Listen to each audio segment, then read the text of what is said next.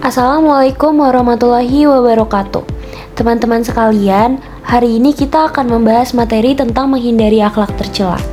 Dalam Islam, akhlak yang baik adalah cerminan iman. Sedangkan akhlak tercela seperti berbohong, iri hati, dan fitnah adalah perilaku yang dilarang oleh Allah. Menjauhi sifat-sifat ini bukan hanya kewajiban kita sebagai umat Islam, tetapi juga cara kita untuk mendekatkan diri kepada Allah dan menciptakan hubungan yang harmonis dengan orang lain. Semoga materi ini membantu kita semua untuk memahami pentingnya menjaga akhlak yang baik dalam kehidupan sehari-hari. Wassalamualaikum warahmatullahi wabarakatuh. Nah, kita mulai pada pembahasan yang pertama ya, yaitu nifaq. Nifaq mengacu pada perilaku munafik yang dilakukan oleh seseorang yang menyatakan keimanannya secara terang-terangan, tetapi sebenarnya tidak memegang keyakinan tersebut dengan tulus dalam hatinya. Jadi, pengertian nifaq itu adalah munafik, yaitu orang yang berpura-pura beriman. Nah, selanjutnya ada macam-macam perilaku nifaq.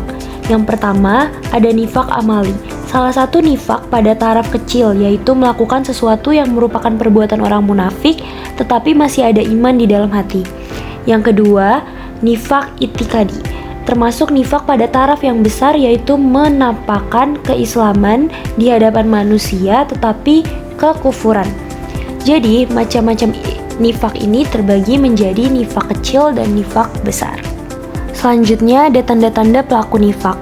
Yang pertama, bila berkata berdusta. Yang kedua, bila berjanji mengingkari. Yang ketiga, bila dipercaya mengkhianati. Yang keempat, bila berseteru berbuat fajir. Nah, selanjutnya ada nilai negatif perilaku nifaq. Yang pertama itu berbohong. Orang munafik sering berdusta. Quran Surah Al-Munafikun ayat 1 yang menunjukkan ketidakjujuran. Yang kedua, ada malas beribadah, yaitu mereka enggan beribadah atau hanya melakukannya untuk pamer. Yang ketiga, mencela orang beriman, yaitu orang yang suka meremehkan orang beriman. Yang keempat, mengandalkan selain Allah, yaitu menganggap pihak lain lebih penting daripada Allah. Yang kelima, mengaku sebagai orang benar, yaitu berpura-pura saleh dan baik padahal tidak. Yang keenam, bermanis lidah, bersikap manis untuk menutupi niat buruk. Yang ketujuh itu pelaku perbuatan jelek, sering berbuat dosa dan maksiat. Akibat buruk sifat nifaq bagi diri sendiri. Yang pertama, buruk dalam pandangan Allah Subhanahu wa Ta'ala dan merusak nama baik sendiri. Yang kedua, lunturnya kepercayaan dari orang lain.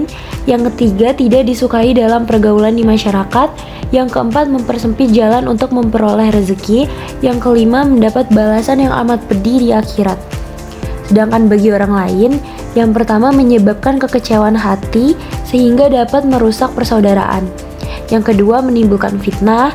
Yang ketiga, mencemarkan nama baik keluarga dan masyarakat sekitarnya sehingga merasa malu karenanya. Nah, kita juga bisa menghindari perilaku nifaq dengan cara bersifat jujur, bersifat amanah, meneguhkan perjanjian, dan mengembangkan rasa tanggung jawab. Nah, kita lanjut ke pembahasan yang berikutnya, yaitu keras hati. Keras hati merupakan sikap seseorang yang teguh atas pandangan atau keinginannya dan tidak bisa diganggu-gugat karena mengikuti hawa nafsu sehingga terjatuh dalam perbuatan maksiat. Semua itu disebabkan oleh hati yang keras. Ciri-ciri orang yang keras hati yaitu yang pertama, bermalas-malasan. Yang kedua, tidak terpengaruh terhadap ayat-ayat Al-Quran. Yang ketiga, tidak terpengaruh hatinya dengan berbagai ujian, musibah, dan cobaan dari Allah Subhanahu wa Ta'ala. Yang keempat, tidak merasa takut akan janji dan ancaman Allah Subhanahu wa Ta'ala. Yang kelima, bertambahnya kecintaan terhadap dunia dan mengesampingkan urusan akhirat. Yang keenam, tidak tenang hati dan selalu merasa gundah. Yang ketujuh, bertambahnya dengan meningkatnya kemaksiatan yang dilakukannya. Yang kedelapan, tidak mengenal atau tidak membedakan perbuatan ma'ruf dan mungkar. Nah, selanjutnya ada cara menghindari keras hati, yaitu dengan beriman kepada Allah dan segala sesuatu yang harus kita imani.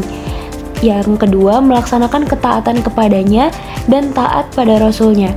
Yang ketiga, meninggalkan perbuatan dosa, maksiat, dan segala penyimpangan. Yang keempat, banyak bertaubat dan beristighfar kepada Allah. Yang kelima, merenungi makna ayat-ayat Al-Quran dan hadis Nabi SAW.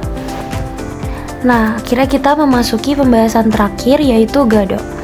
Gadab yaitu perasaan tidak senang atau panas hati karena sebab-sebab tertentu seperti perlakuan atau perbuatan seseorang. Selanjutnya ada nilai negatif perilaku gadab. Dari sumber keburukan, yang pertama, keputusan dan tindakan orang marah cenderung menambah masalah, bukan menyelesaikan masalah. Yang kedua, pemarah menimbulkan kerusakan hubungan antara sesama manusia. Yang ketiga, pemarah dapat merusak keharmonisan keluarga.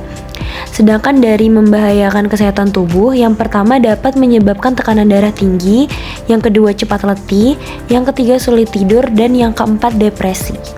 Nah, selanjutnya ada cara untuk menghindari perilaku gadab. Yang pertama itu merendam rasa amarah dengan cara menahan diri. Yang kedua, merendam rasa amarah dengan cara beristighfar. Yang ketiga yaitu merendam rasa amarah dengan berdiam diri. Telah membahas tentang 3 akhlak tercela, yaitu nifak, kemunafikan, keras hati, dan gadab atau amarah. Setiap sifat ini membawa dampak buruk baik untuk diri sendiri maupun lingkungan sekitar.